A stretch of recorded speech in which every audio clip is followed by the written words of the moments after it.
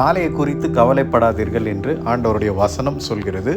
உலகமோ நாளைய குறித்து நீ கவலைப்பட வேண்டும், நாளைக்கு உன்னுடைய எதிர்காலம் என்ன ஆகும், உன்னுடைய குடும்பமும் நீயும் அழிந்து போவாகின்ற பயத்தை நமக்குள்ளே இன்ஃப்யூஸ் பண்ணோடனே இந்த நாளைய குறித்து இன்றைக்கே நம்ம கவலைப்பட ஆரம்பிச்சிடும். இதுக்கு பேர் தான் டிப்ரெஷன். இல்லாத ஒன்றை நாமளே அசியூம் பண்ணி அந்த நெகட்டிவிட்டியை நம்ம மைண்ட்குள்ளே எடுத்துகிட்டு வந்து நம்மளுடைய டோட்டல் மூட் ஸ்விங்ஸ்குள்ளே போகிறது தான் அந்த ஒரு கிளியர் மைண்டில் இல்லாமல் கன்ஃபியூஸ்ட் ஸ்டேட்டில் போயிட்டு எல்லா டெசிஷனும் தப்பாக எடுக்கிறது தான் இந்த டிப்ரெஷன் ஸ்டேட்டஸ். கிறிஸ்துவுக்குள் நாம் யார் என்பதை அறியாத போது தான் இந்த குழப்பங்கள் நமக்கு அதிகமாக வரும்.